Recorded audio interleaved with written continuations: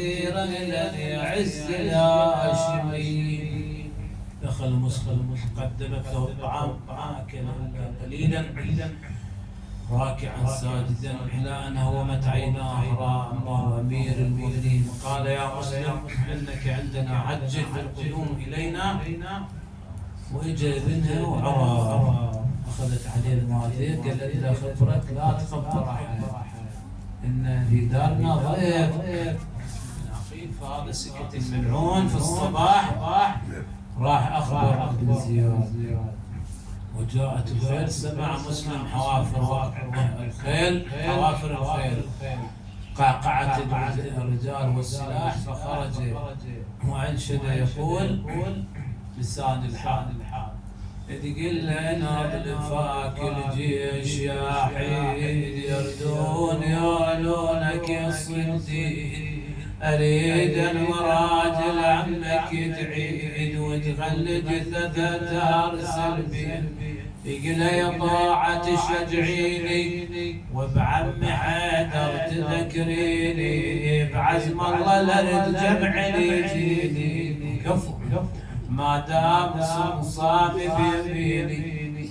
ثم قلع الباب واخذ يضرب يمينا وشمالا يقاتلهم قتل رجالا نكس افضل يكون كان من قوته ياخذ رجل ويضرب وبه يرميه الى اعلى السطح.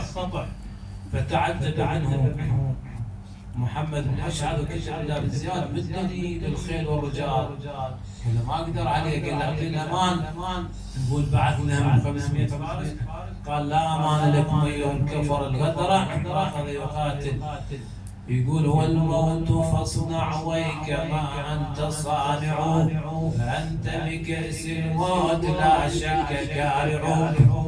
ويقول أقسمت لا أقتل إلا حرا وإن رأيت الموت شيئا نكرا أخاف أن أخدع أو أغر.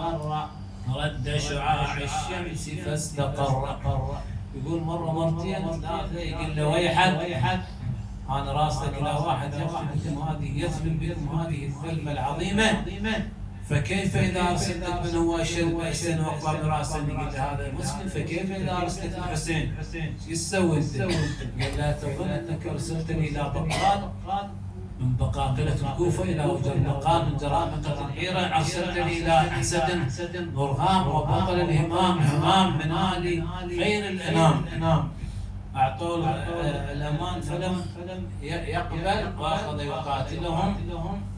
طبعا في رواية ضعف عن القتال كثرت الجراح فيه واستند إلى حائط وأسروه.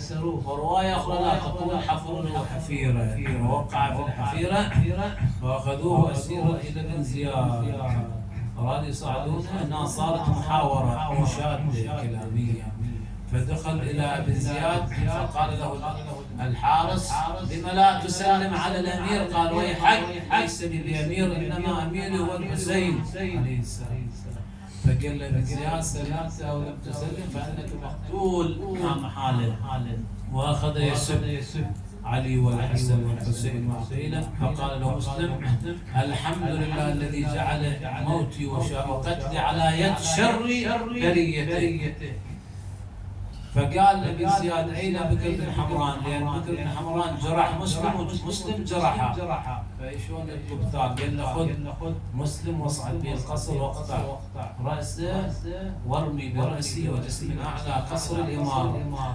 سيدي يا صاحب العصر عظم الله أجرك أنت المعزى أصحاب العزاء عظم الله أجوركم صعدوا بمسلم وهو يهلل الله ويكبر.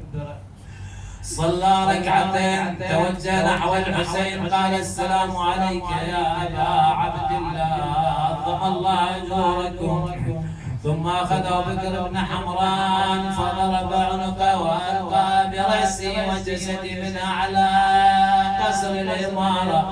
أي رحم الله من آدى ومسلما وقتيلا ومظلوما والمقدام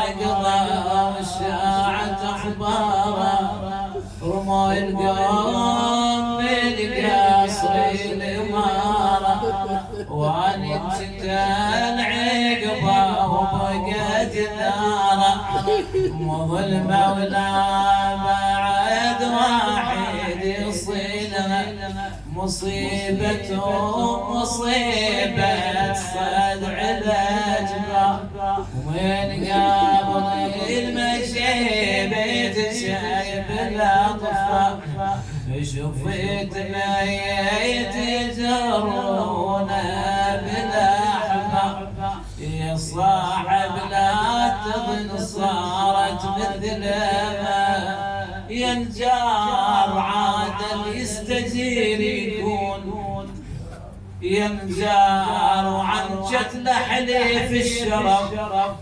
ينجار يا وسفه صدق مسلم عجب بالحبل ينجار وتتنومس بجتل علوج ميه يا وتتنومس بجتل علوج ميه واني عمل طوفان ادحاني واني ولا شرب يصفر طيب واني يا وسفرج المسلم واني بحبل بالسوق شدوين سويه يا بحبل بالسوق شدوين سويه فيا ابن عقيل فتاتك النفوس